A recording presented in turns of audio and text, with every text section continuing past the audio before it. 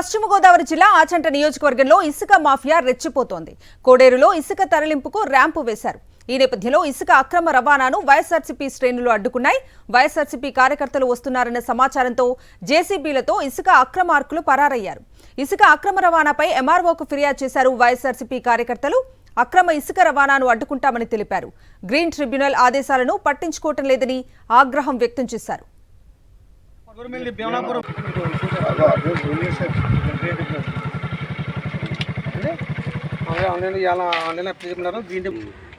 దృష్టిలో పెట్టి order advocate కావడం జరిగిందండి.